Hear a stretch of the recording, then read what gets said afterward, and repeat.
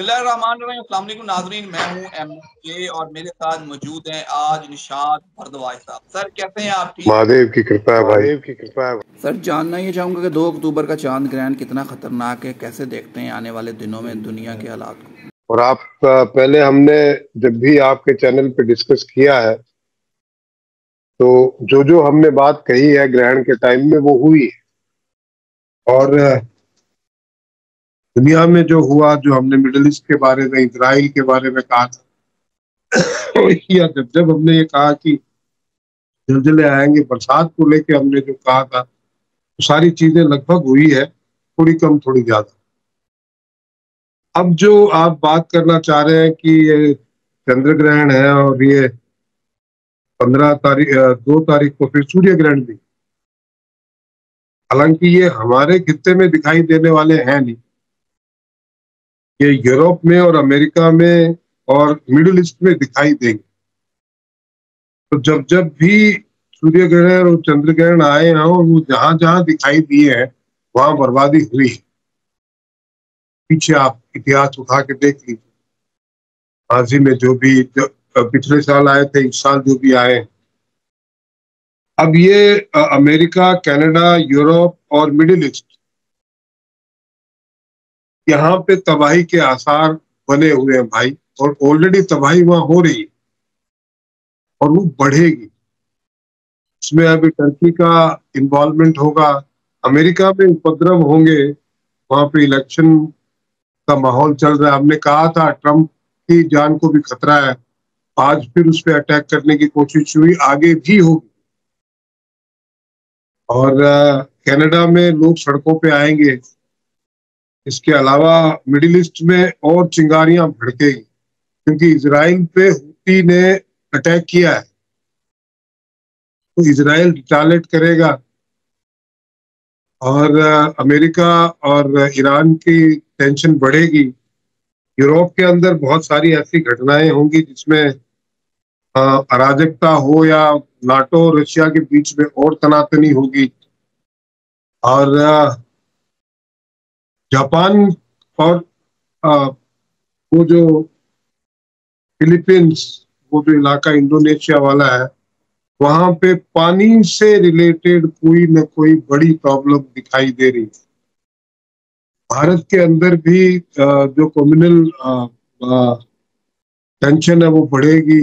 North east का जो area है वहां पे कुछ मामला गड़बड़ाने की संभावना है, और साउथ बारिश से परेशान होगा इस ग्रहण से। हालांकि ग्रहण का ज्यादा असर पाकिस्तान, भारत या नेपाल, इन देशों में नहीं पड़ेगा, श्रीलंका, क्योंकि यहाँ ग्रहण दिखाई नहीं देता, पर असर तो पड़ेगा, ज्यादा नहीं पड़ेगा। यूरोप, अमेरिका, कनाडा और मिडिल ईस्ट में इसका असर ज्यादा दिखाई पड़ेगा।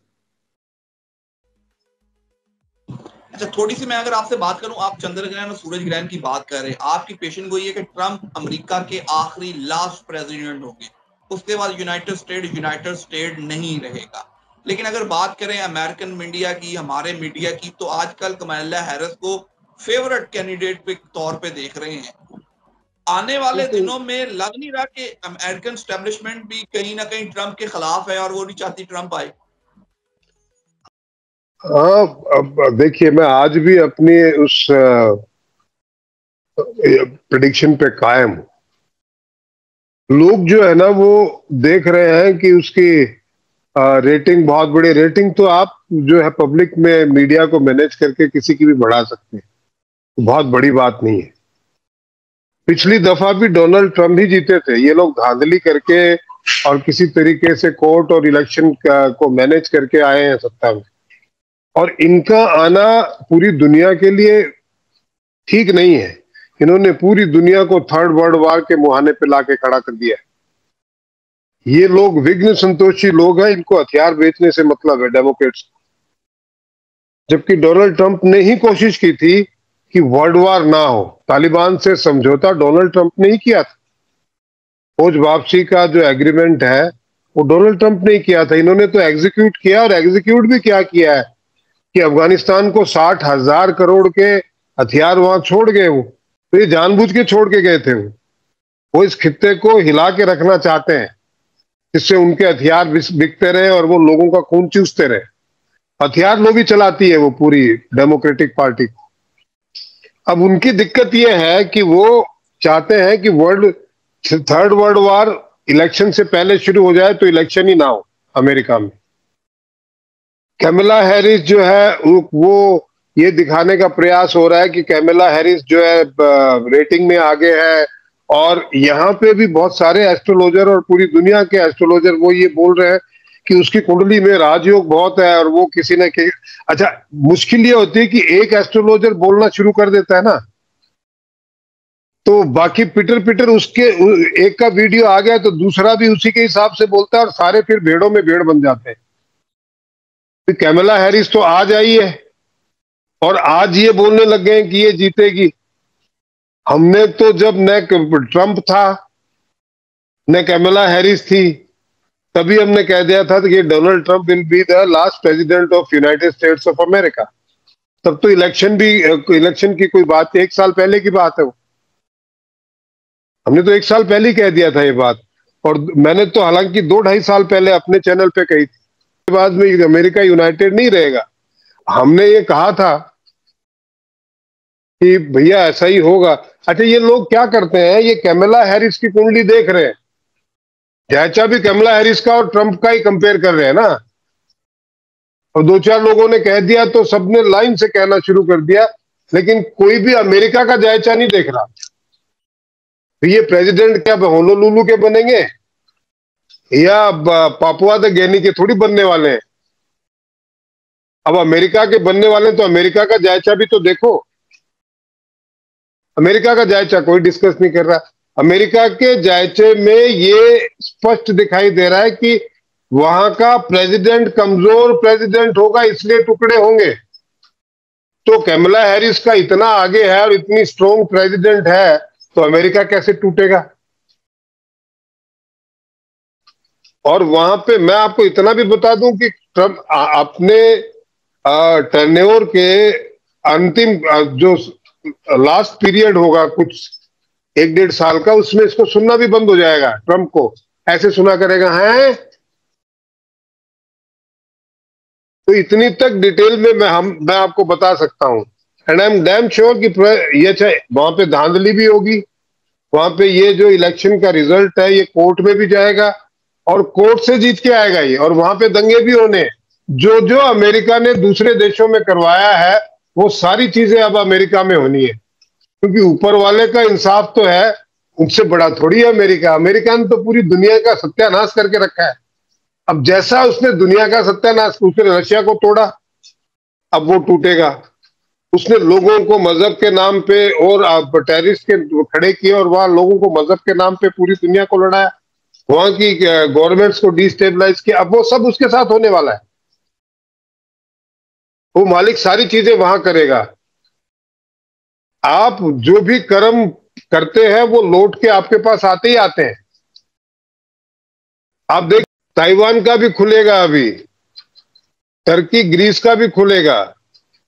वो चीन और ताइवान का फ्रंट खोलने देना चाहता है जब तो चीन वहां पे इंटरफेरेंस ना करे। और जबकि अब उल्टा हो रहा है, वहां की गवर्नमेंट चाहती है कि चीन वहां इंटरफेरेंस करे इलेक्शन में। क्यों? क्योंकि चीन चाहता है कि वहां पे कैमला हैरिस जीते। आप समझ रहे हैं? कैमला हैरिस जीतती है तो चीन का फायदा है, क्योंकि वो लेफ्टिस्ट है। वो फिर चीन के साथ मिलके, दोनों मिलके दुनिया को लूटेंगे। कोरोना मिलके ही तो बनाया था इन लोगों ने।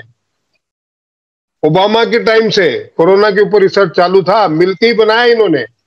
ओबामा जब आए थे तो उन्होंने ईरान को बहुत ढील दी थी न्यूक्लियर प्रोग्राम में। वो तो ट्रंप ने आके रोका उनके न्यूक्लियर प्रोग्राम को, और बाइडेन ने आते फिर उनके न्यूक्लियर प्रोग्राम में ढील दे दी। तो ईरान चाहता है कि कैमला हैरिस आए, चाइना चाहता है कि कैमला हैरिस आए। टूट ही जाएगा, फिर इलेक्शन नहीं होंगे प्रेसिडेंट के यूनाइटेड स्टेट ऑफ अमेरिका। फिर अलग अलग जगह के इलेक्शन होंगे, और वो एक ऐसा टाइम होगा जब अमेरिका वॉर में होगा। ये वर्ल्ड वॉर शुरू हो चुका होगा। तो ऐसे में इलेक्शन की तो कोई संभावना बनती नहीं है। और जब जब वर्ल्ड वॉर खत्म होगा तब तक अमेरिका टूट चुका होगा। तो ये वर्ल्ड वॉर अभी शुरू होती नजर आ रही इलेक्शन से पहले 5 नवंबर हो से गई है। कोरोना से वर्ल्ड वॉर शुरू हो गई है भाई। ये वर्ल्ड वॉर ही तो, मैंने पहले क्या कहा था आपको कि वर्ल्ड वॉर ऐसे आमने सामने की एकदम से नहीं होगी, पॉकेट्स में होगी। आप अपना पुराना वीडियो उठा के देखिए, मैंने उसमें कहा था कि अलग अलग फ्रंट खुलेंगे, अलग अलग लड़ेंगे और फिर एक साथ लड़ेंगे। तो ये 3-4 साल तक तो ये अलग अलग फ्रंट खुलते रहेंगे। अभी जैसे रशिया यूक्रेन का खुला, ये इजराइल वाला खुला हुआ है कई फ्रंट, उसके बाद में ताइवान वाला खुलेगा, उसके बाद में ग्रीस टर्की वाला खुलेगा। तो ऐसे पॉकेट्स में वॉर शुरू होगा और ये 27-28 आते आते पूरी दुनिया आमने सामने लड़ रही होगी। क्यों लड़ रही है पता नहीं। ऊपर वाला सफाई के मूड में है तो वो सफाई करेगा। जितने भी ये अहंकारी लोग हैं, जितने भी ये वाहियात लोग हैं जो लोगों को लड़ने मारने में यकीन रखते हैं, इन सब को खत्म कर देगा। फिर लड़ने के लिए कोई बचेगा ही नहीं। ये चंद्र ग्रहण और सूर्य ग्रहण यही तो दिखा रहे हैं। नाटो वर्सेस रशिया होने वाला है और चीन और रशिया की सेना जो मिलिट्री है वो ड्रिल कर रही है। क्यों कर रही है? अच्छा, जैसे ही रशिया कोई फ्रंट खोलेगा या अमेरिका के इलेक्शन में कुछ भी हलचल होगी, ये ताइवान के ऊपर अटैक कर देगा। चाइना ऐसा ही करता है। जब वर्ल्ड दूसरी जगह इन्वॉल्व होता है तो वो अपना काम करता है। 1962 में, 1962 में इंडिया पे भी तभी अटैक किया था जब पूरे वर्ल्ड के हालात जंग जैसे हो रहे थे। तो पूरी दुनिया का ध्यान कहीं और था। अमेरिका वियतनाम में लगा हुआ था, क्योंकि ये खाली यूरोपियन कंट्रीज की वजह से डॉलर की दादागिरी चल रही है। नहीं तो ये सैंक्शन लगा देता है अमेरिका। आप समझ रहे हो? अब ये यूरोपियन कंट्री के अंदर तो सत्यानाश होने ही वाला है 2028-29 तक। तो इसके बाद में ट्रेड कौन करेगा? अब ट्रेड तो मेनली एशिया में ही होगा। वो अपनी करेंसी से करेंगे, इनकी करेंसी से क्यों करेंगे? और ऑलरेडी जो दुनिया की 36 से 37 कंट्री है वो रुपए को एक्सेप्ट कर रही है।